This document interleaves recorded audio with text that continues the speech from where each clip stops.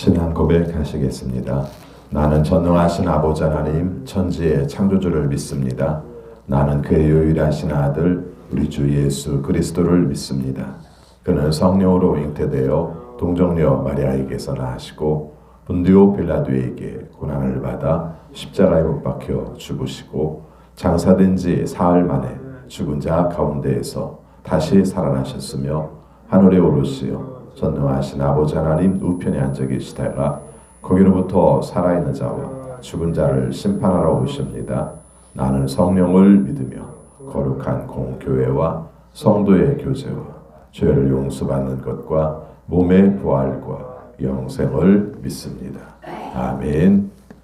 찬송가 391장 부르시겠습니다. 391장입니다.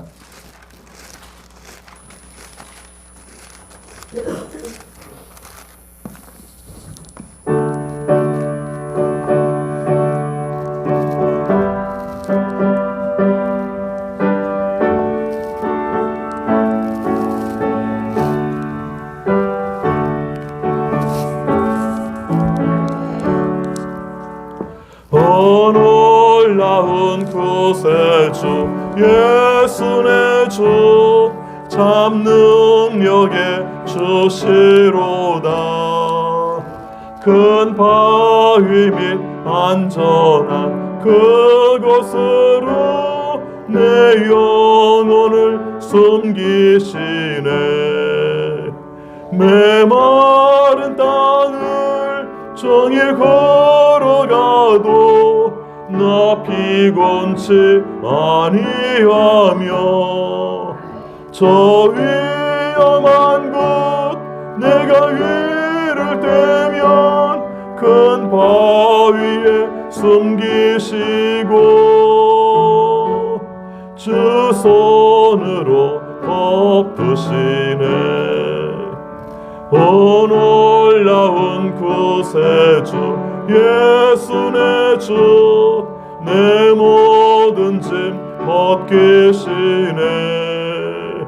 죄악에서 날 끌어 올리시며 또 나에게 힘 주시네. 메마른 땅을 종일 걸어가도 나 피곤치 아니하며 저 위험한 곳 내가 이를 대면 큰 바위에 숨기시고 주 손으로 덮으시네. 증량 못할 은혜로 채우시며 늘 성령에 감아주사 큰 기쁨 중 주님을 찬양토록 면에 도우시네. 메마른 땅을 종일 걸어가도 나 피곤치 아니하며 저 위험한 곳 내가 이를 대면 큰 바위에 숨기시고 주 손으로 덮으시네. 주 예수님 공중에 임하실 때 나 위로나 맞이하리. 그 구원의 은총을 노래하리. 저 천군과 천사 함께 메마른 땅을 종일 걸어가도 나 피곤치 아니하며 저 위험한 곳 내가 이를 대면 큰 바위에 숨기시고 주 손으로 덮으시네. 아멘. 하나님 말씀 다니엘서 7장 15절입니다.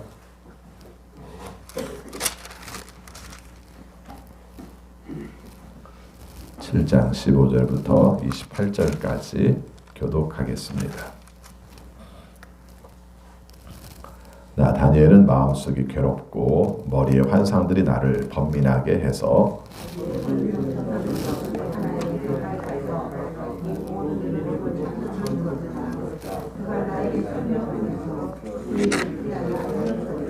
이 큰 짐승 네 마리는 앞으로 땅에서 일어날 네 왕이다.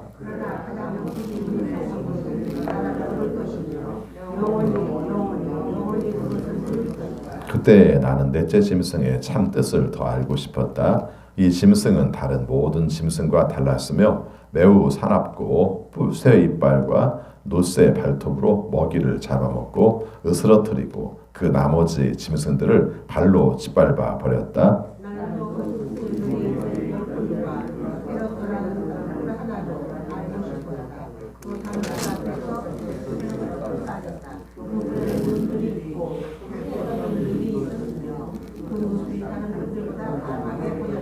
내가 보고 있을 때 새로 돋은 그 뿔이 성도들에 맞서서 전쟁을 일으키고 그들을 이겼으나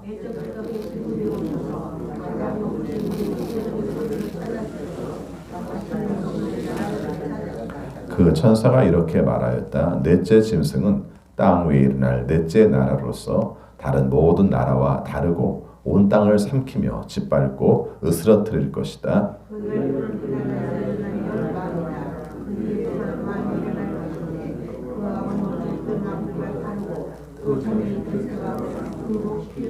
그가 가장 높으신 분께 대항하여 말하며 가장 높으신 분의 성도들을 괴롭히며 정해진 때와 법을 바꾸려고 할 것이다. 성도들은 한 때와 두 때와 반 때까지 그 권세 아래에 놓일 것이다.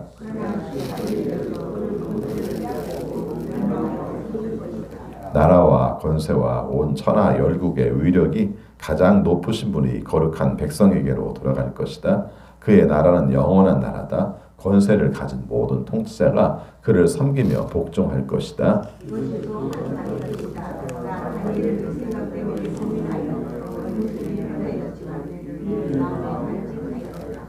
아멘. 오늘도 주님의 말씀에 순종하심으로 형통하는 우리 모두가 되시기를 축원합니다. 다니엘서는 6장까지는 다니엘의 개인적인 신앙, 그 가운데서 하나님께서 함께 하시는 역사, 이런 내용들을 통해서 하나님께서 결국 권력은 하나님께서 주시는 것이고 지금 통치하는 사람들도 하나님께서 버리시면 아무것도 아니다 이렇게 말씀하셨고 또 그 내용들을 통해서 이스라엘 백성들에게 지금은 징계로 말미암아 고난을 당하지만 때가 되면 하나님께서 너희들을 구원할 것이다. 그 확신을 가지고 살아라 하는 메시지였습니다. 그래서 개인의 신앙과 연결된 것처럼 보이지만 그러나 하나님께서 이루실 이스라엘의 미래, 더 궁극적으로는 하나님 나라 백성들의 미래에 대해서 말씀을 하셨죠. 7장부터는 직접적으로 하나님의 환상에 관한 말씀들이 많이 등장을 합니다.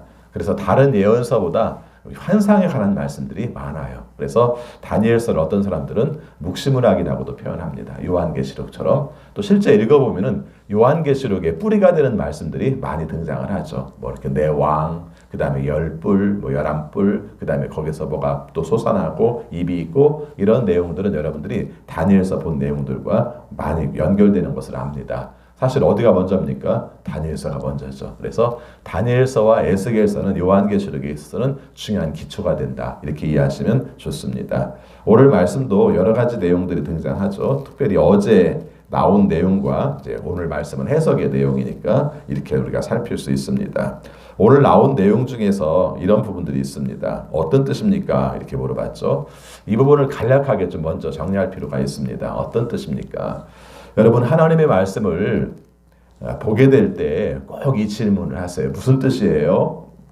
하나님 이게 무슨 뜻이에요? 어떤 의미예요? 이렇게 물어볼 필요가 있다는 거죠. 특히 오늘 말씀은 이제 환상으로 보여준 말씀이기 때문에 쉽게 이해를 못할 수 있잖아요. 문장으로만 이해할 수 있는 게 아니라 거기에 담겨있는 뜻이 뭐야? 이렇게 이제 물어봐야 될 내용이죠. 그래서 무슨 뜻이에요? 이렇게 물어볼 필요가 있습니다. 근데 환상이 아니라 할지라도 그냥 문장으로 된 말씀이라 할지라도 무슨 뜻이에요? 그렇게 물어보는 게 맞습니다. 그렇죠? 나 혼자 생각하려고 하지 말고 하나님께 기도하면서 무슨 뜻이에요? 제게 주는 의미는 뭡니까? 똑같은 말씀인데 내가 처한 상황이나 또 내가 읽는 환경 여기에 따라서 내게 부딪히는 말씀이 달라요. 잘못 이해하면은 이렇게 붙여도 되고 저렇게 붙여도 되고 아니요. 그게 아닙니다. 성령께서 우리에게 보게 하시는 방법들이 있고 우리에게 부딪히게 하는 내용들이 있어요. 그래서 성경을 읽을 때 말씀을 들을 때 정말 중요한 자세 중에 하나가 무슨 뜻이에요? 하나님 저에게 말씀의 뜻을 알게 해주십시오 하는 내용이 필요합니다. 특별히 여러분 주일날 예배드리러 오셨을 때 또 수요일이나 새벽예도 마찬가지인데 오시면 먼저 교회에 와서 기도하시잖아요. 다 하시죠? 예, 그게 맞습니다. 오셔서 먼저 기도를 하세요. 그래서 하나님 저 왔습니다. 예배를 통해서 은혜 받기 원합니다. 특별히 말씀의 뜻을 깨닫게 하여 주십시오 하는 기도를 꼭 하시기 바랍니다. 너무 간단한 내용인데 간단해서 얘기를 안 하다 보면은 그 부분들이 다 잊어버려지더라고요. 그래서 이런 말씀을 드립니다. 그래서 무슨 뜻이에요? 오늘 말씀을 통해서 내가 깨닫게 하시고 내가 살 길들을 찾게 하여 주십시오. 다니엘도 하나님께 물어봤습니다. 무슨 뜻이에요? 풀이해 주세요. 이렇게 말을 하죠. 자, 그랬더니 이제 풀이한 내용들이 등장을 합니다. 천사가 가르쳐준 내용들이 등장을 하는데 앞에서 말했던 큰 짐승 4마리에 대해서 이렇게 표현을 합니다. 17절, 18절 말씀 같이 있습니다. 이 큰 짐승 4마리는 앞으로 땅에서 일어날 4왕이다. 그러나 가장 높으신 분의 성도들이 나라를 얻을 것이며 영원히 그것을 누릴 것이다. 이렇게 말하죠. 여러분 여기서 강조하는 내용들이 이 세상은 하나님께서 권력을 주신 건 맞는데 언제나 이 세상은 하나님께 대적하려는 경향들이 있어요. 그렇죠? 자기들의 방식대로 살려가는 경향이 있어요. 더군다나 권력을 가지면 자기 방식대로 통치하려는 그런 생각이 있어요. 그것이 하나님의 뜻과 거스르는 부분들이 많이 발생을 할 수 있다는 것이죠. 그래서 지금 그런 내용들을 말하고 있어요. 짐승 4마리가 땅에 나타날 4왕인데 그러나 나중에 결국은 가장 높으신 분의 그분의 성도들이 나라를 얻게 될 것이다. 영원히 그것을 누릴 것이다. 이렇게 말씀하죠. 그래서 한마디로 처음의 내용에서 전체 말하고자 하는 내용들을 말합니다. 지금은 다른 권력이 엄청난 센 사람들이 너희들을 통치하고 힘들게 하는 것처럼 보일지 모르지만 그러나 하나님 나라 백성들이 이 세상을 영원히 누리게 돼. 이걸 강조한 것이죠. 앞에서 계속 강조합니다마는 다니엘서를 읽는 독자들은 일단은 어떤 사람들입니까? 포로되어서 생활하고 있는 사람들이죠. 그래서 우리가 식민지 있는 쪽보다는 포로 지역에 있는 사람들에게 주신 말씀이 맞아요. 그래서 포로된 사람들에게 말씀하시면서 지금은 다른 사람들에게 고통을 당하는 것처럼 보이지만 궁극적으로는 하나님 나라의 백성들이 모든 걸 통치해 이렇게 말을 하는 것이죠. 하나님 나라가 하나님의 통치라는 말을 하지 않고 영원히 너 가장 높으신 분의 성도들이 나라를 얻을 거야 이렇게 말한 이유는 백성들에게 하나님께서 힘을 주고 계시는 것이죠. 너희들이 아무것도 아닌 존재처럼 보일지 모르지만 그러나 하나님 나라의 백성이기 때문에 너희들이 이 세상을 다 통치해 이렇게 말씀을 하는 거죠. 19절 말씀부터 쭉 나오는 내용들을 보면은 그들이 강한 것, 폭력적인 것 이런 내용들을 그리는 그림들이 좀 보여요. 19절 말씀, 20절 말씀이 있습니다. 그때 나는 넷째 짐승의 참 뜻을 더 알고 싶었다. 이 짐승은 다른 모든 짐승과 달랐으며 매우 사납고 쇠이빨과 노쇠 발톱으로 먹이를 잡아먹고 으스러뜨리고 그 나머지 짐승들을 발로 짓밟아 버렸다. 나는 또 그 짐승의 머리에 있던 10뿔과 새로 돋아난 다른 뿔 하나도 알고 싶었다. 그 다른 뿔 앞에서 새 뿔이 빠졌다. 그 뿔에는 눈들이 있고 크게 떠드는 입이 있었으며 그 모습이 다른 뿔들보다 강하게 보였다. 앞에서도 이 말씀을 잠깐 언급을 했습니다마는 이게 어느 나라를 뜻한다. 느부갓네살 왕이 본 환상, 첫 번째 환상에서 머리는 금으로 되어 있고 할 때도 말씀을 드렸습니다마는 이게 어느 나라를 뜻한다. 왜냐하면 거기에 세 개가 빠진 걸 보면 이렇다. 이 해석은 조금 더디해도 상관없고 안 해도 상관이 없습니다. 위험해요. 왜 위험하냐면 그 시대 속에서 바라본 내용 속에서는 그 내용이 맞을 수 있는데 앞으로 살아가는 삶의 역사 속에서 하나님께서 말씀하신 상징적으로 볼 때는 또 달라질 수도 있어요. 그래서 이런 부분들은 하나님께서 강력하게 있는 나라라 할지라도 하나님께서 그들의 부서뜨리고 망가뜨리시고 그로 말미암아 없애버릴 거야. 센 것 같지만 하나님에 의해서 없어져. 이렇게 보셔도 됩니다. 왜 그러냐면은 이 사회 속에서 지금 다니엘 시대는 여러분이 아시는 것처럼 아직 페르시아의 영향을 받고 있는 입장이고, 그 다음에 이제 헬라에 의해서, 그 다음에 이제 로마에 의해서 점점점 가고 있는 상황인데, 이 내용에 대해서 어느 시대의 이야기일까? 이게 지금 헬라르 시대를 얘기하나 아니면 로마 시대를 얘기하나, 이런 해석들이 많이 있었어요.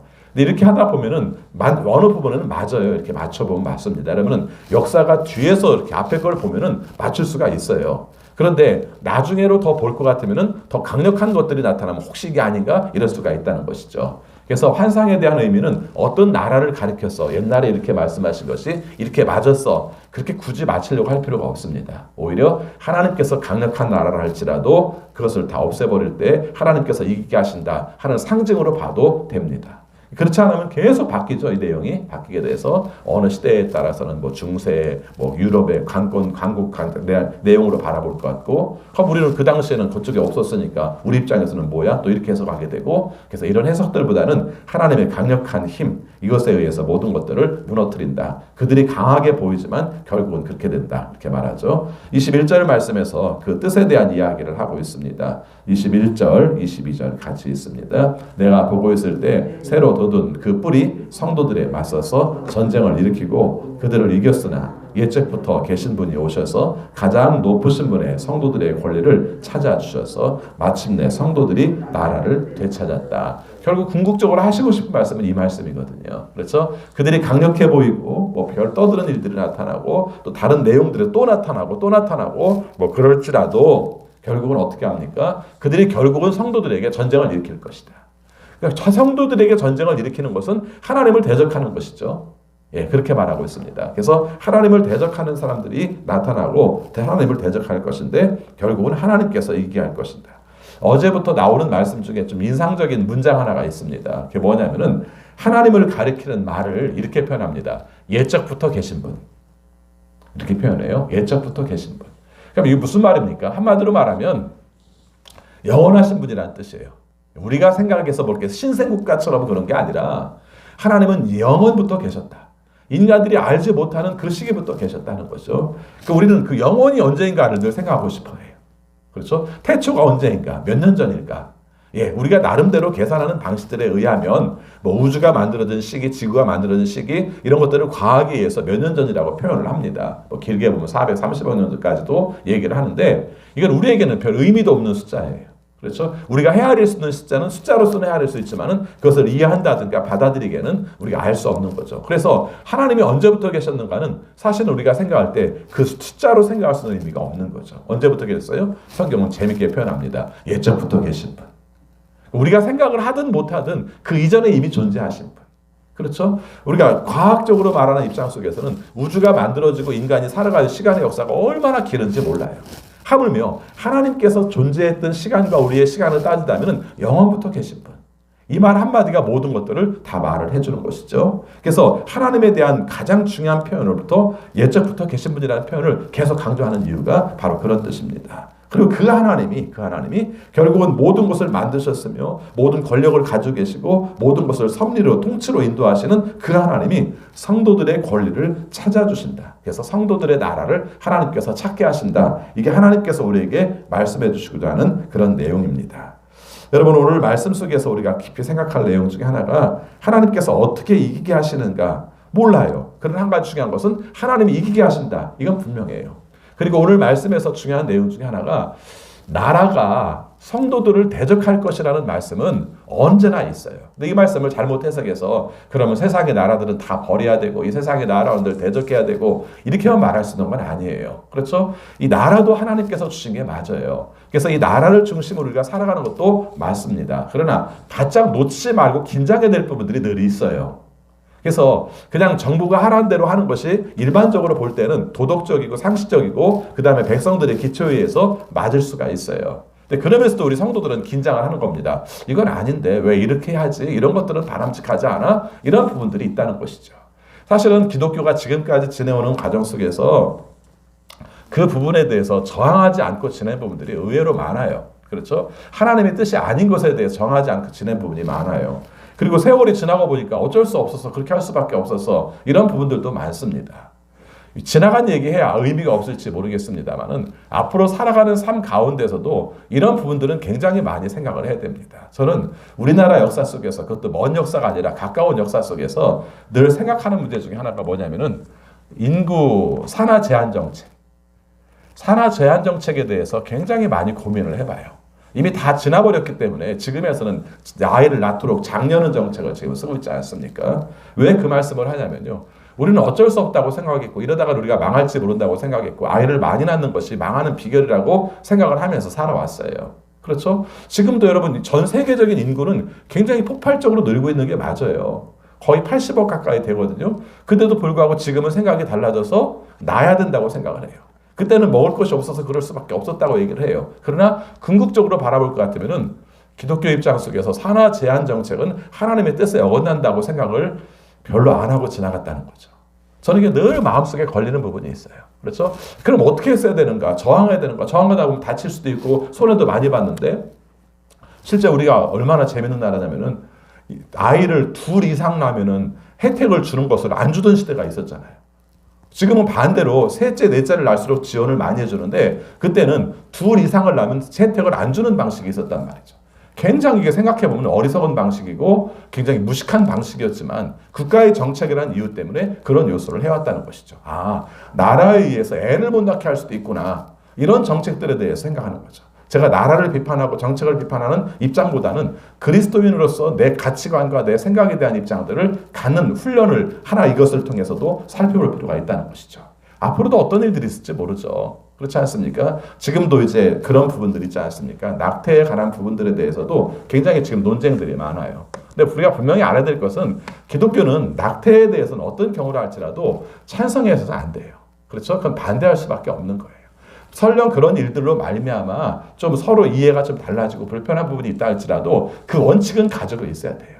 그래서 저는 낙태한 사람은 감옥에 가야 된다. 이렇게 생각하기까지는 저는 그렇게 하지 않아요. 그러나 미리 예방하고 미리 사전에 교육시키고 특별히 성도들 입장 속에서 신앙 가운데서는 중요한 원인이라는 것들은 우리가 가지고 살아가야 하죠. 이 말씀을 드린 이유가 국가와 우리가 하나님 나라와 국가와의 관계는 언제나 중요한 두 가지를 가져야 돼요. 하나는 함께 공존한다는 의식을 가져야 돼요. 그래서 이 시민으로서 이 사회를 위해서 우리가 공헌하는 역할들을 가져야 돼요. 그러면서도 하나님이 원하시는 뜻이 아닌 것이 있을 때는 또 저항해야 돼요. 이게 우리가 가져야 될 신앙적인 자세예요. 그래서 기독교에 대해서는 우리가 순종도 말하지만 또 어떤 면은 저항도 말을 해요. 이 저항이라는 거 뭡니까? 하나님 나라의 질서에 어긋났을 때는 저항을 해야 되는 것이죠. 그렇잖아요. 어떻게 됩니까? 똑같이 타락한 세상으로 살아갈 수밖에 없는 거예요. 교회를 말할 때마다 중요한 원칙을 얘기할 때 이렇게 말하죠. 교회와 세상과 교회는 물과 바다와 배와 똑같다. 이런 얘기를 해요. 많이 들어보셨죠? 예, 그 얘기는 굉장히 중요한 얘기입니다. 여러분 생각해 보시기 바랍니다. 세상 속에 함께 지내야 됩니다. 세상 속에 어울려야 됩니다. 그럼 어떻게 됩니까? 배는 물속으로 들어가죠. 근데 배가 물속에 들어가는 한 영향을 미칠 수 있습니까? 없습니까? 아무 영향도 못 미쳐요. 잠수함이 아닌 한은 실제적인 배는 아무 영향도 못 미쳐요. 오히려 잠식돼 버리는 거죠. 그래서 교회는 늘 그걸 경계해요.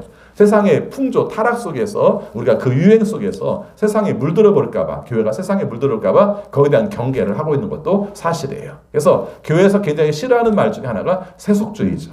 이런 것들은 결국 물속에 배가 빠진 것과 똑같기 때문에 그래요. 반대로 우리가 물속에 배가 빠지면 안 되기 때문에 우리는 여기에서 머물러 살아서는 안 되겠다 싶어가지고 물에 있지 않고 우리가 산에 있다든가 아니면 들판에 배를 갖다 놔버리면 물에 빠질 일은 없겠죠. 그런데 우리가 배가 물에 의해 있지 않으면 배의 영향은 아무것도 아닌 것이죠. 그래서 교회가 세상과 등지고 함께하지 않으면서 우리가 산에 올라가서 우리는 기도하는 일만 힘쓰겠다. 세상과 우리는 연결되지 않겠다. 이렇게 말하는 것은 배가 산이나 아니면 들판에 있는 것과 똑같은 역할을 갖는 것이죠. 그럼 어떻게 됩니까? 우리의 포지션이 그거예요. 물 위에 있어야 돼요. 언제나 물 위에 있어야 돼요. 근데 어떻게 됩니까? 잠겨서도 안 되고 밖에 나가서도 안 되고 물 위에 있을 때 구조도 할 수 있고 사람들을 태울 수도 있고 역할을 감당할 수 있는 것이 바로 교회의 위치다. 이렇게 말하는 거죠. 이 그림이 오늘 우리의 삶 가운데에서 중요해요. 특별히 지금 시기에는 여러분이 아시는 것처럼 너무 어려운 시기라 고통 가운데 있는 시기라 이 말씀에 있어서는 어떻게 견딜 것인가 하나님이 함께 하실 것인가를 주신 말씀이지만 세상이 대적해 올 것이다라는 말씀을 통해서 이 부분에 대해서도 우리가 분명한 입장을 가져야 됩니다. 우리는 국가에 충성하라는 말들을 많이 듣고 살아왔어요. 그래서 또 일반적으로 볼 때는 그게 맞습니다. 우리가 서로 협력하는 것이. 그러나 하나님의 뜻이 아닐 때 이때는 목숨 걸고 저항하는 것도 있는 거죠. 여러분 생각해 보면은 수많은 순교자들이 왜 순교를 발생했는가 하는 문제가 의외로 국가와의 대립 문제였어요. 그렇죠. 국가의 대립 문제였죠. 국가에서 바라볼 때 바람직하지 않게 생각했을 때 그 문제가 충돌됐을 때 그 문제가 생긴 것이죠. 아, 내가 죽는 것보다야 사는 게 낫지. 이렇게 생각하면 순교 아무도 안 했어요. 근데 국가가 그것을 원해요. 믿지 말라고 말을 합니다. 아니, 나는 그럴 수 없어. 하나님을 믿는 신앙이 내 삶 가운데는 중요한데, 그러니까 충돌을 한 거죠.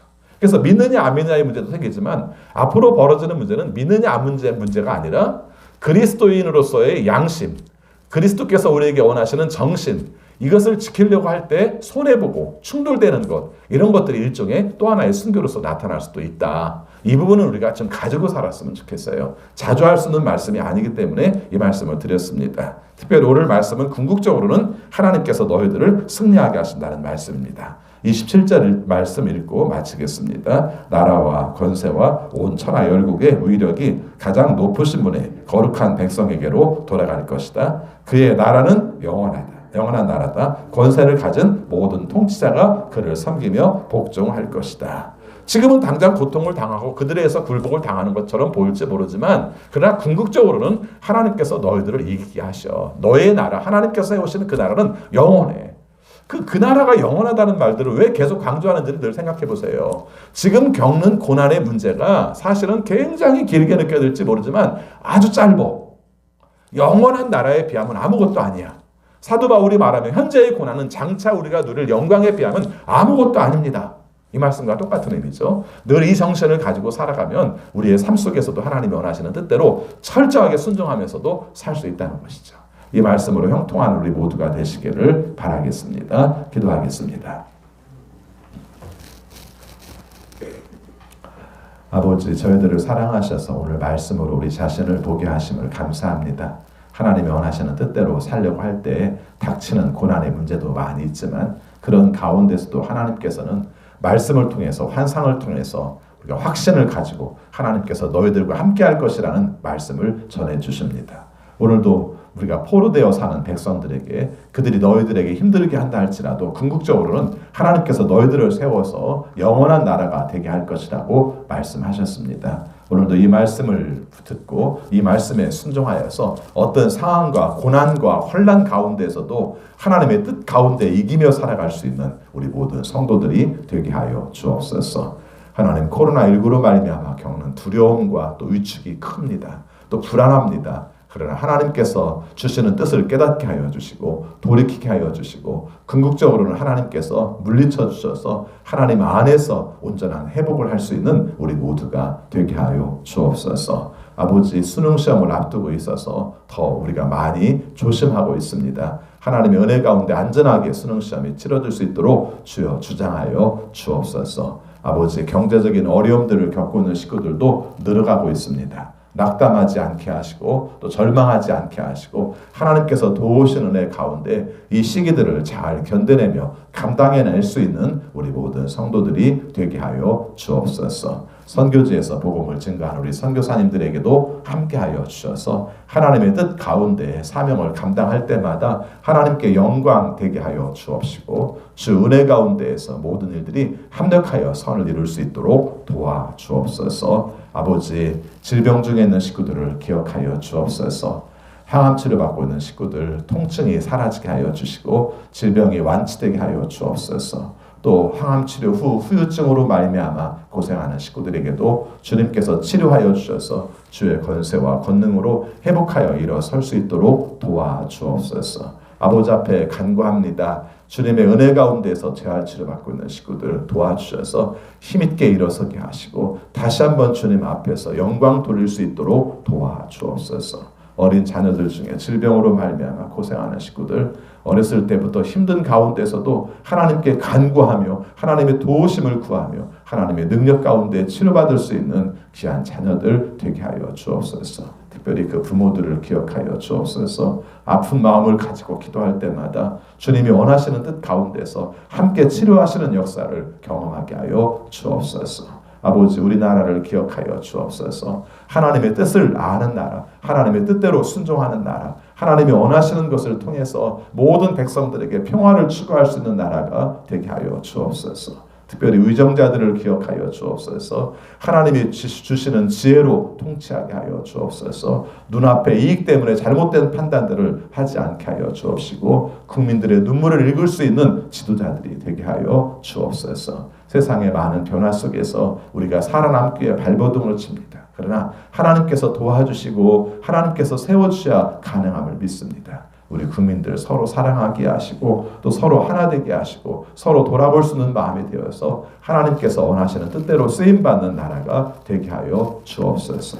오늘도 주님의 이름으로 모이는 곳곳마다 주님께서 역사하시는 은혜가 넘치게 하여 주시고 특별히 수요 예배를 통해서 주시는 하나님의 놀라운 은혜가 충만하게 하여 주옵소서. 예수 그리스도 이름으로 기도하옵나이다. 아멘. 하늘에 계신 우리 아버지의 이름을 거룩하게 하시며 아버지의 나라가 오게 하시며 아버지의 뜻이 하늘에서와 같이 땅에서도 이루어지게 하소서. 오늘 우리에게 일용할 양식을 주시고 우리가 우리에게 잘못한 사람을 용서하여 준 것 같이 우리 죄를 용서하여 주시고 우리를 시험에 빠지지 않게 하시고 악에서 구하소서. 나라와 권능과 영광이 영원히 아버지의 것입니다. 아멘. 계속 기도하시겠습니다.